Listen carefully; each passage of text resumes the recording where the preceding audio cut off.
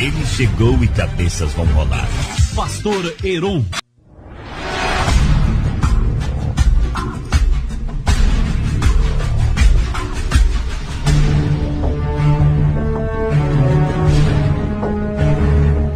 Muito bem, meus amigos. Eu gostaria que você mantesse ao seu lado a sua Bíblia Sagrada, caneta e papel na mão, para também anotar os demais trechos das Sagradas Escrituras que iremos ler nessa hora.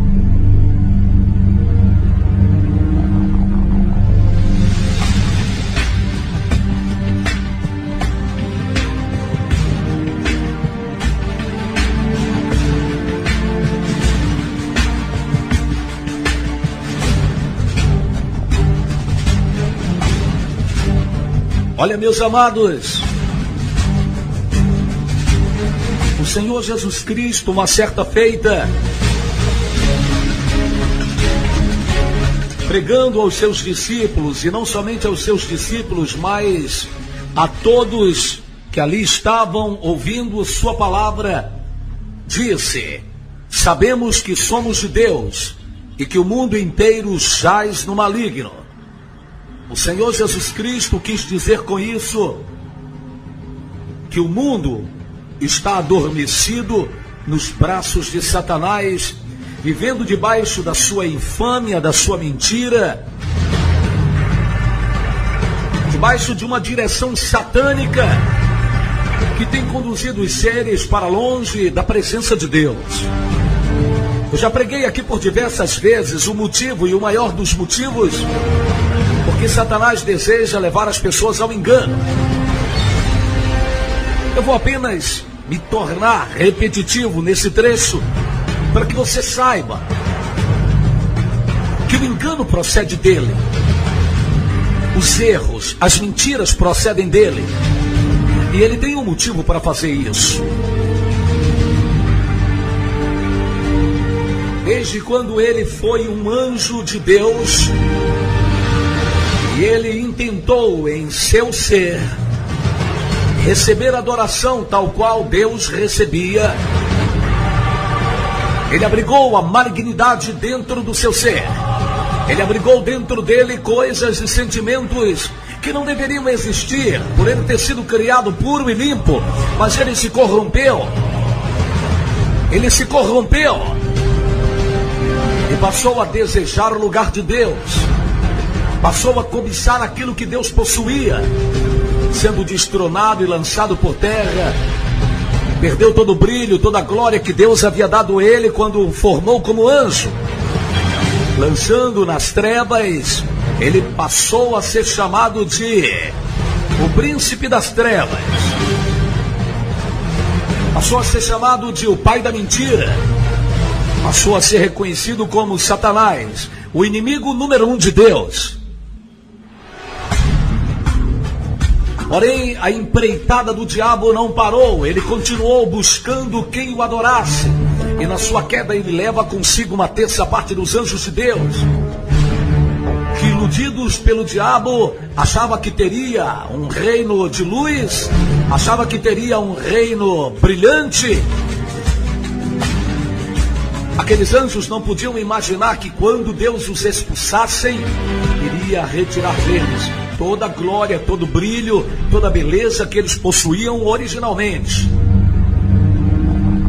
Mas além dos anjos que Lúcifer conseguiu arrastar consigo para lhe obedecer, para lhe adorar, logo após Deus formou o homem e colocou sobre a terra.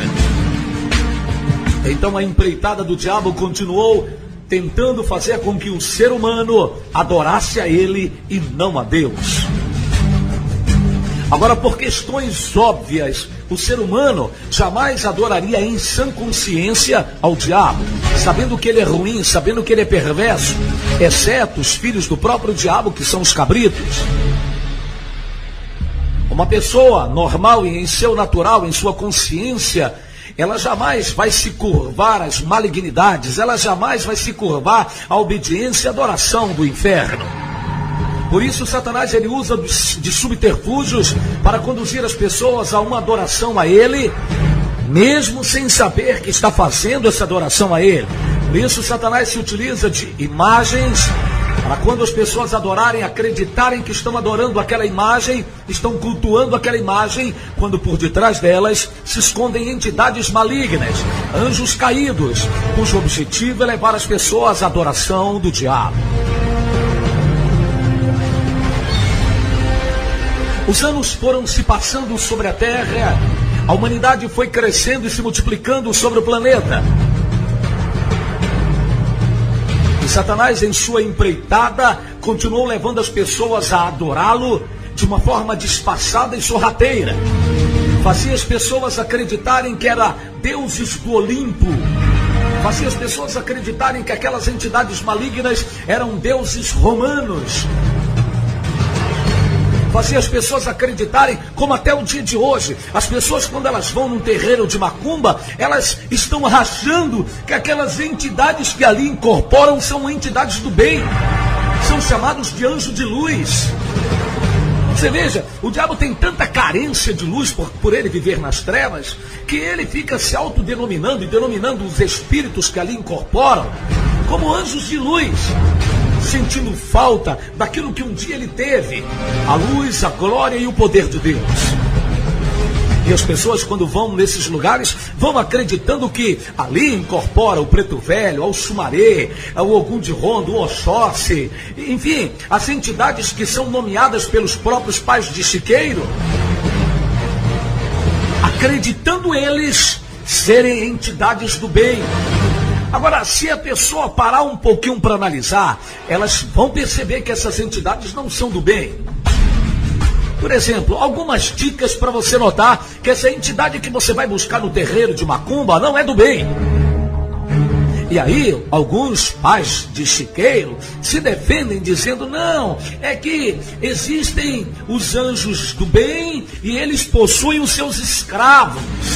Peraí, não, pelo amor de Deus. Peraí, se a entidade é do bem, por que ele possui capangas para fazer o mal? Se a entidade é do bem, se o orixá é deuses do bem, por que os orixás possuem os exus, que são escravos deles, a comando deles para fazer o mal? Tem alguma coisa de errada nesse negócio aí, pelo amor de Deus.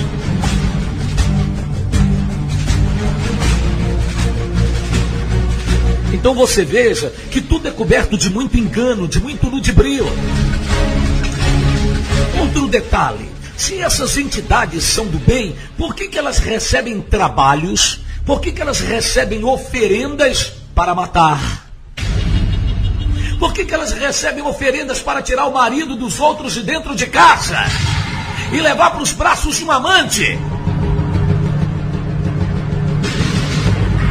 Se essas entidades são do bem, por que elas recebem oferendas para tirar pessoas do seu trabalho, do seu emprego, para ficarem passando fome?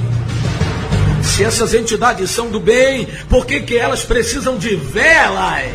Se elas são do bem e são anjos de luz, cadê a luz delas? Por que elas precisam de um toco de sebo, né? De parafina com um cordão dentro para iluminá-las? Eles não são anjos do bem? Eles não são anjos de luz?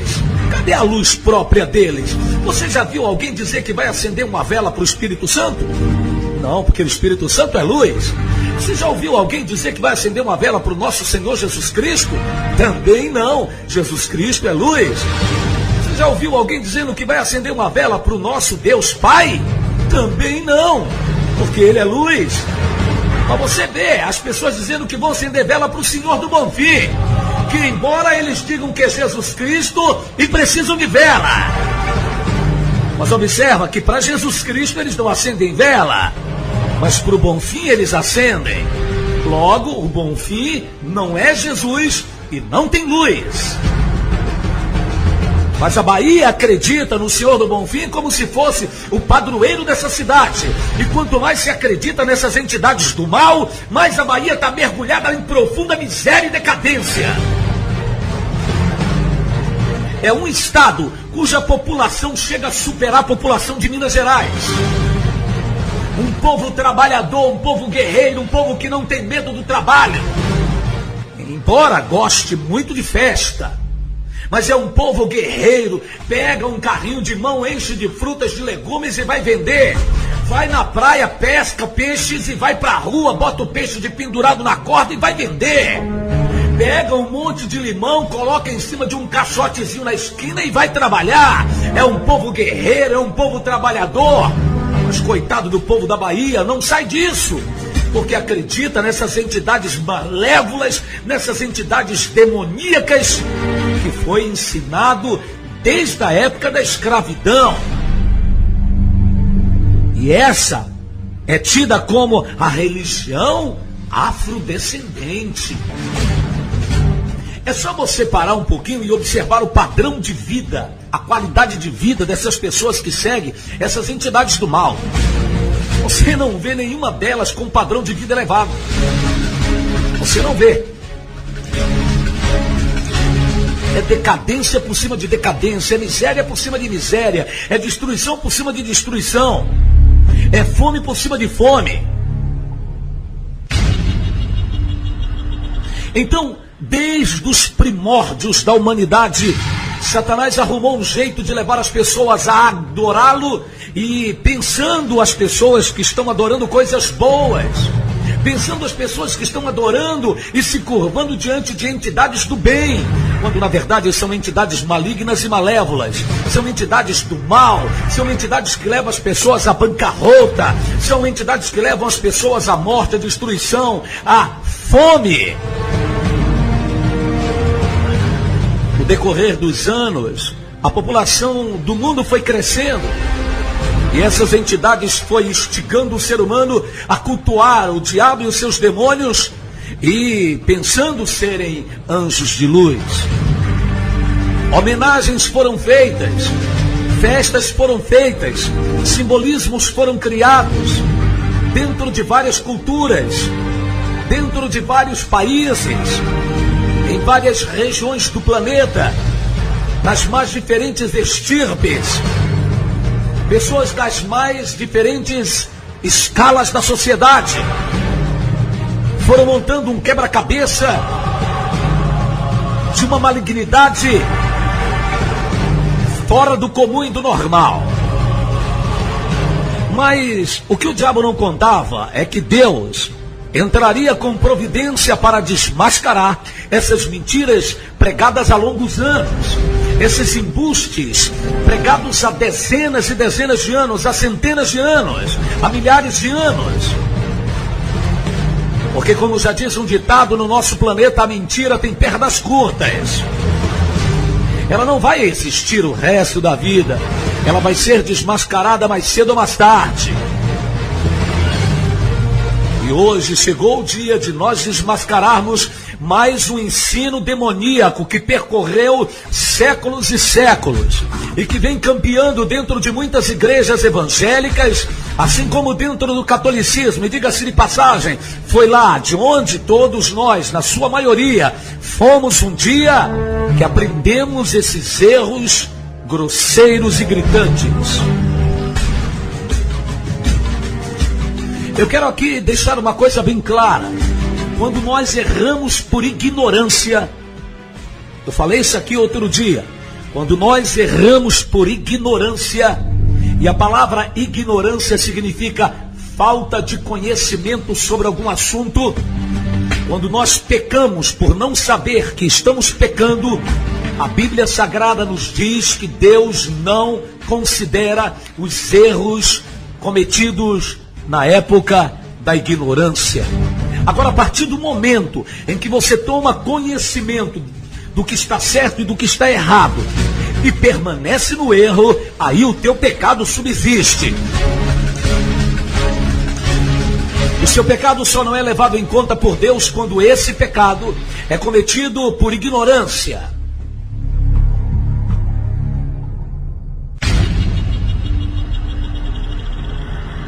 por exemplo, todos nós nascemos debaixo de crenças e de segmentos dentro da nossa sociedade que acreditávamos ser de Deus. Fomos ensinados assim pelos nossos pais, pelos nossos avós. E isso foi se perpetuando em nossas vidas. Nós fomos ensinados, por exemplo, a rezar o terço. E ali nós ficávamos de joelhos dobrados com os nossos avós, com os nossos pais, rezando o Salve Rainha, rezando o Ave Maria, rezando a Salve Rainha, rezando o Credo. Aprendemos também a cultuar festas, a guardar dias e épocas do ano, como a festa do Natal, como a festa do Ano Novo, que nós vamos desmascarar no dia de hoje. Aprendemos que deveríamos dar adeus para o ano velho e começar um ano novo. Sim, meus amigos, pasmem, mas essa festa também é uma festa demoníaca criada bem antes do nosso Senhor Jesus Cristo vir ao mundo. Criada pela geração de um povo maligno, de um povo que cultuava demônios e sabiam que estavam implantando no mundo. E isso foi absorvido pela Igreja Católica Romana. Por isso que a Bíblia Sagrada chama a Igreja Católica Romana de a meretriz, a grande meretriz, a mãe das meretrizes. A Bíblia diz que ela espalhou sobre o mundo a sua prostituição, o seu engano, a sua mentira, contaminando o mundo com isso. Foi da Igreja Católica Apostólica Romana que nós aprendemos essa história do Natal. E acreditávamos que o Natal era uma festa cristã. E quando fomos investigar, pudemos ali aprender que o Natal não passa da junção de duas festas pagãs, diabólicas e malignas: a festa ao Deus Saturno e a festa ao Deus Sol invencível. Duas festas cultuadas a deuses romanos, que foi instituída pelo Papa da Igreja Católica no ano de 354 a.C., depois de Cristo. Conhecemos também o engano sobre a história da árvore do Natal, que foi criada por Semíramis, mãe de Nimrod, um dos maiores prostitutos da era humana, que matou o próprio pai para se casar com a própria mãe e ter filhos com ela. Semíramis inventou a história de que o seu filho havia renascido, incorporado através de um pinheiro, e que todos os anos ele vinha através do pinheiro e colocava presentes debaixo do pinheiro. E daí se espalhou a ideia de que nessa época, em adoração ao Deus Sol, o pinheiro deveria ser colocado para que as pessoas colocassem presentes debaixo dele. E em junção com a adoração ao Deus Saturno, na festa da Saturnália, era feita uma festa com muita orgia, com muita bebedeira, e se fazia ali a troca de presentes.